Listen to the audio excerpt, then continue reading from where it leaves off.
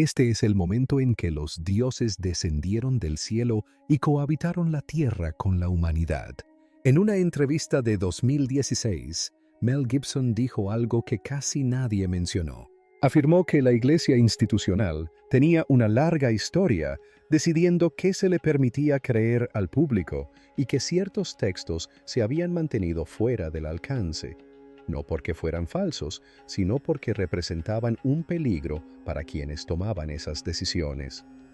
En ese momento, llevaba años obsesionado con la pasión de Cristo, inmerso en las escrituras del siglo I, la historia de la iglesia primitiva y la política de lo que se incluía en la Biblia y lo que se ocultaba discretamente. Y el texto al que volvía una y otra vez, el que más le perturbaba, era un libro que había sido sistemáticamente borrado del cristianismo occidental durante más de 1700 años. ¿Qué clase de conocimiento es tan amenazante como para que las instituciones dediquen 17 siglos a asegurarse de que nunca lo leas? Esa es la pregunta que Mel Gibson no podía dejar de plantearse, y es la pregunta que este video va a responder. El hombre que nunca murió. Los padres de la iglesia están algo divididos al respecto. Ya sabes, una explicación de Génesis 6 es que los hijos de Dios miraron a las hijas de los hombres y las encontraron hermosas y, ya sabes, fueron e hicieron lo que hacen los hombres y las mujeres. Hay un detalle oculto en Génesis 5 que la mayoría de la gente pasa por alto. Es un capítulo largo, una lista de nombres y vidas. Adán vivió 930 años y murió. Set vivió 912 años y murió. Enos, Canaán, Mahalalel, Jared, todos vivieron y todos murieron. Luego está Enoc. Enoc caminó con Dios y después no estuvo con él porque Dios se lo llevó. Esa es toda la entrada. Sin edad de muerte, sin sepultura, sin explicación, simplemente desapareció. Todos los demás patriarcas de esa lista murieron. Enoc no. Y esa singular anomalía desató una de las preguntas más persistentes en la historia de la religión. ¿Quién era este hombre? ¿Qué experimentó? ¿Qué sabía que lo distinguiera de todos los demás seres humanos de esa genealogía? ¿Y dejó algún legado? La respuesta, preservada en un texto antiguo durante más de 2000 años, es sí. Dejó un libro entero. El libro de Enoc no es un documento breve.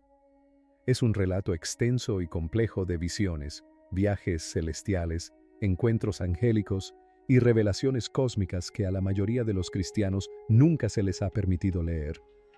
Describe los viajes de Enoc a reinos ocultos, sus encuentros directos con seres divinos, su testimonio de primera mano de eventos que transformarían la civilización humana. Y contiene detalles tan específicos, tan extraños y tan estructuralmente conectados con el resto de las escrituras que los eruditos han estado debatiendo sus implicaciones desde que resurgió. Durante los primeros 300 años después de Cristo, este no fue un texto marginal. Los padres de la Iglesia lo conocían y lo citaban abiertamente. Justino Mártir lo mencionó. Ireneo lo citó.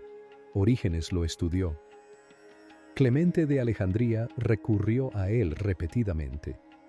El antiguo filósofo romano Tertuliano consideraba el libro de Enoc una escritura sagrada. Este libro formaba parte del diálogo cristiano primitivo. Era respetado, citado y considerado una autoridad.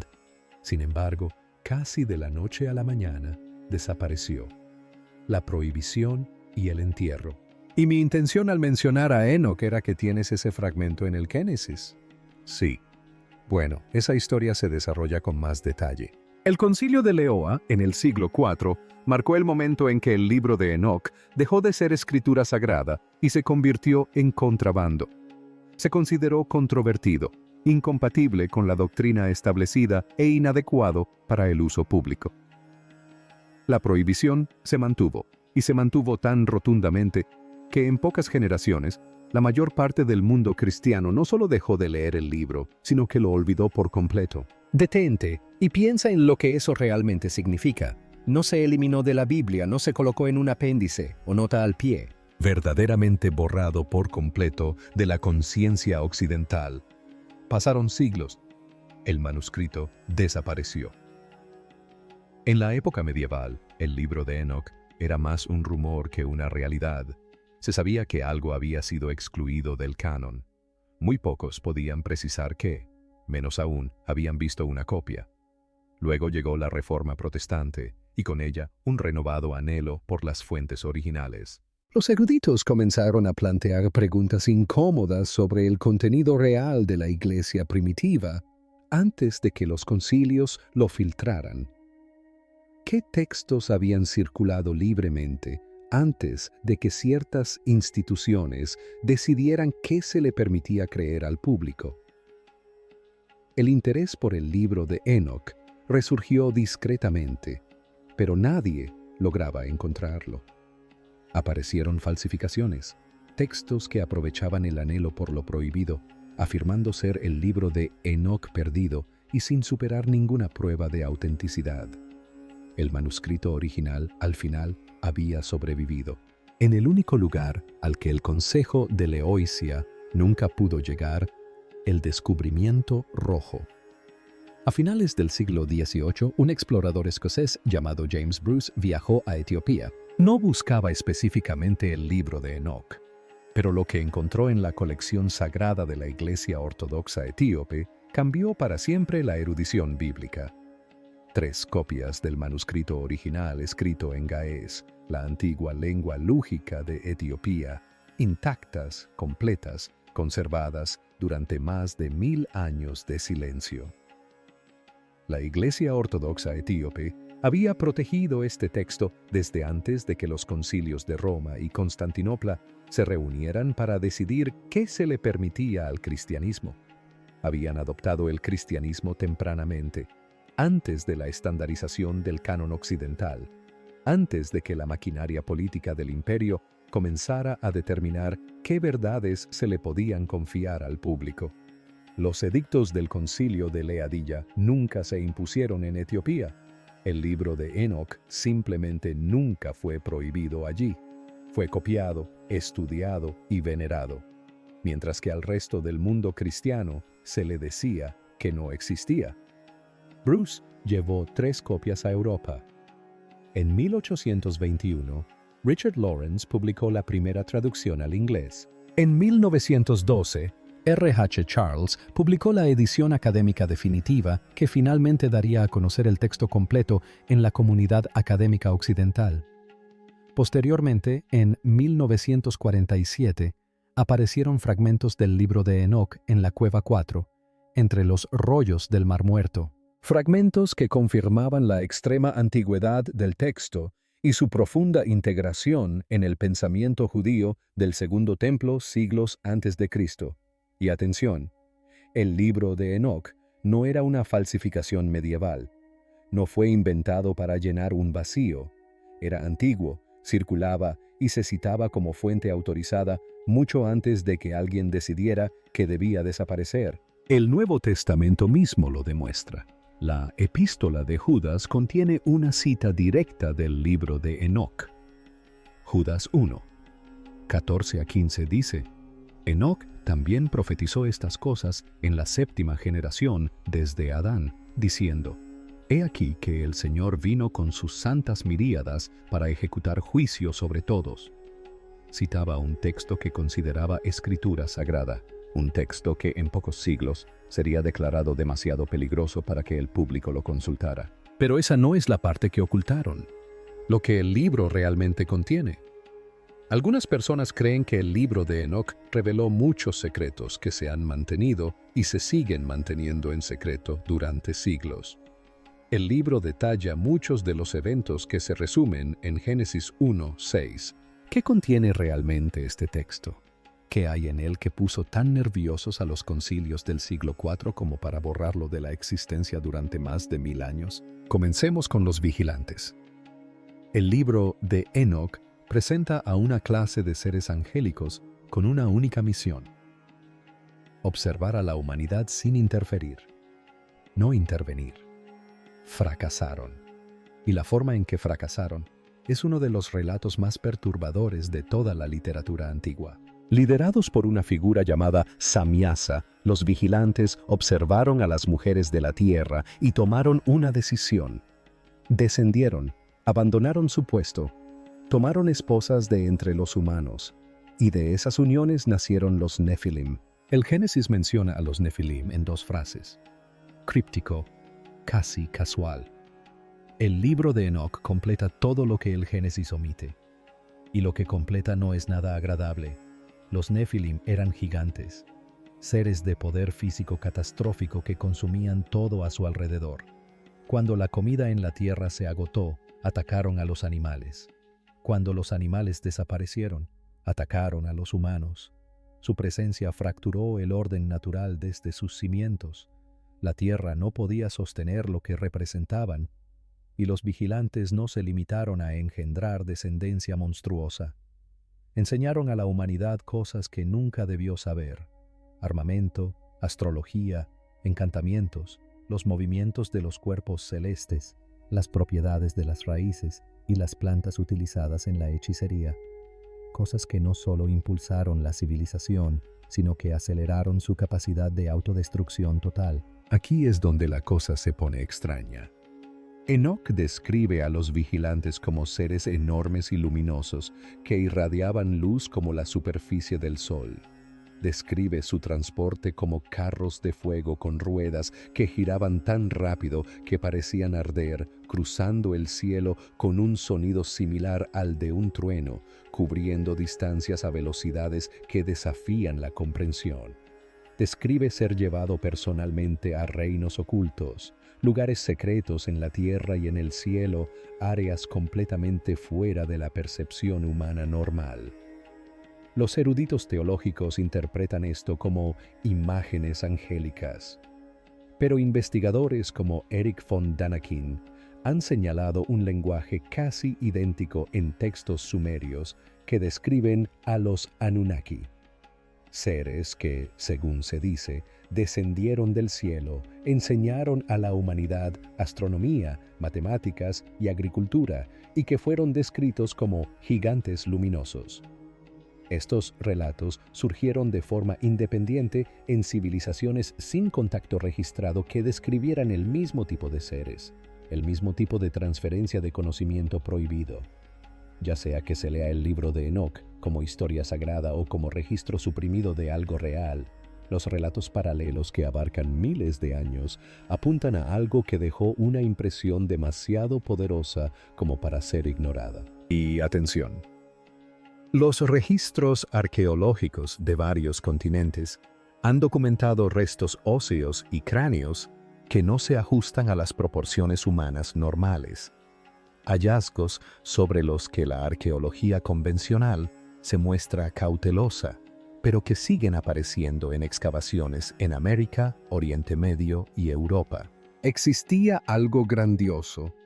El libro de Enoc afirma saber con exactitud qué era y de dónde provenía. Si esto ya está cambiando tu perspectiva, suscríbete y activa las notificaciones ahora mismo. Porque lo que Gibson reveló a continuación es la pieza clave que finalmente da sentido a toda la represión. Las profecías cumplidas, los vigilantes y los Nefilim, serían extraordinarios por sí solos. Pero hay algo en el libro de Enoc que lo distingue de la mitología de una manera difícil de refutar. Las profecías.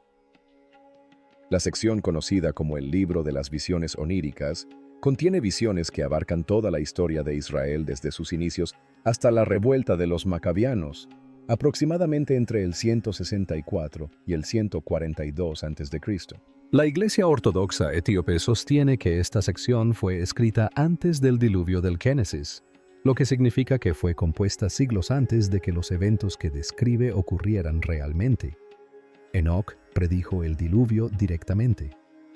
El texto registra que se le instruyó para advertir a su bisnieto Noé que se escondiera, que un diluvio vendría a destruir todo en la superficie del mar. Tierra. El mismo acontecimiento quedó registrado en prácticamente todas las culturas antiguas del planeta: Mesopotamia, Sudamérica, Grecia, China, India. Cada civilización que sobrevivió dejó constancia de ello. Enoc lo previó, lo escribió, y entonces sucedió. Ya sea que se sitúe esa inundación en la cronología bíblica literal o en el evento geológico ocurrido hace aproximadamente 14.000 años, cuando el nivel del mar subió de forma catastrófica y las costas quedaron sumergidas, la coincidencia es sorprendente. La visión de Enoc de destrucción total y la supervivencia de una sola familia choca con algo tan real que cada continente habitado aún conserva el recuerdo. Aquí está el quid de la cuestión. Si el libro de visiones oníricas fue escrito antes del diluvio y describió con precisión miles de años de historia humana posterior, entonces la pregunta no es si el libro de Enoc contiene la verdad. La pregunta se vuelve mucho más inquietante. ¿Por qué quienes lo prohibieron estaban tan empeñados en que nunca lo leyeras? ¿Qué descubrió realmente Mel Gibson? Ahora llegamos a la conclusión a la que lo condujeron los años de investigación documentada de Gibson sobre las fuentes bíblicas, la historia de la iglesia primitiva y la política institucional de la formación del canon. Y aquí es donde la historia deja de tratar sobre historia antigua y comienza a tratar sobre el presente. Gibson ha argumentado públicamente en entrevistas documentadas sobre la producción de la Pasión de Cristo, que el cristianismo institucional tiene un largo historial de control del acceso al conocimiento que amenaza su propia autoridad. La pregunta a la que volvía una y otra vez no era si los textos suprimidos eran auténticos, sino por qué ciertos textos fueron suprimidos mientras que otros con credenciales históricas más débiles fueron preservados. La respuesta no era teológica, sino política, y apuntaba directamente al poder. La explicación más extendida para la eliminación del libro de Enoc se centra en disputas sobre la autoría e inconsistencias teológicas. Los estudiosos señalan que el texto probablemente fue compilado por varios autores a lo largo de varios siglos, en lugar de haber sido escrito personalmente por Enoc. Hay detalles que generan discrepancias con las escrituras canónicas. El énfasis en una figura llamada Aazele, en lugar de Satanás, como origen principal de la corrupción.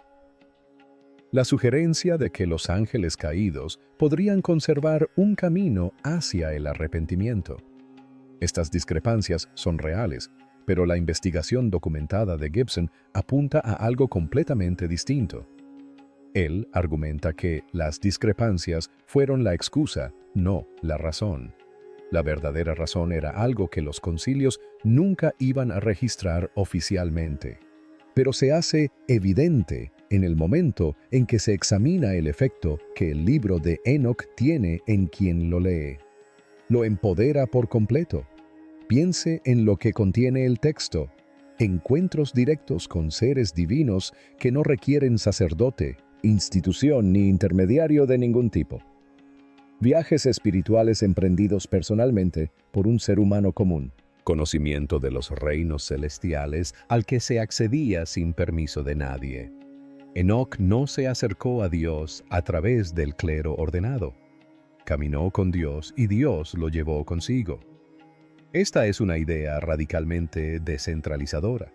Si la experiencia de Enoc sirve de modelo, entonces cualquier persona justa podría tener acceso a lo que Enoc tuvo.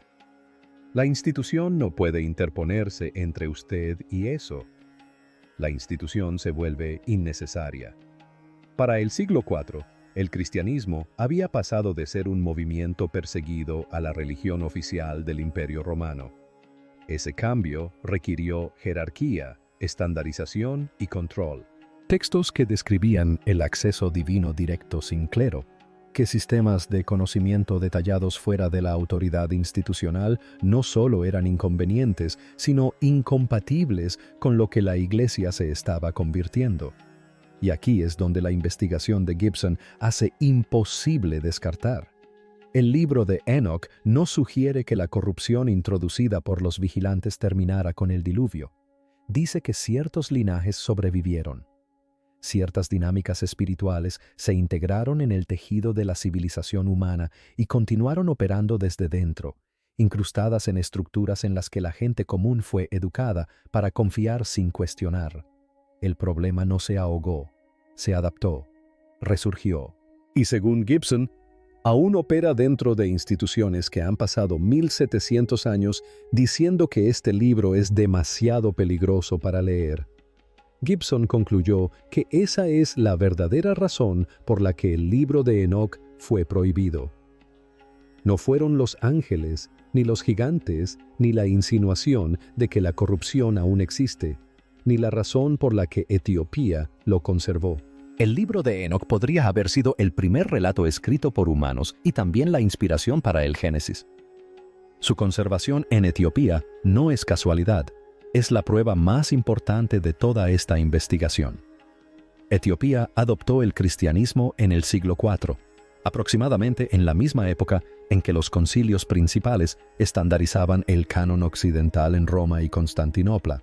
Sin embargo, Etiopía se encontraba aislada geográfica y políticamente de esos centros de poder imperial. Los edictos que reestructuraron el cristianismo occidental nunca tuvieron la misma autoridad en Axum.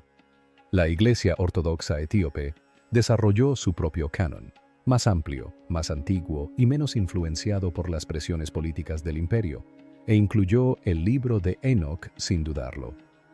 Gibson considera esta divergencia decisiva. La Iglesia en Etiopía no suprimió el texto porque nunca estuvo sujeta a la misma maquinaria política que impulsó la supresión en otros lugares. Y este es el punto crucial.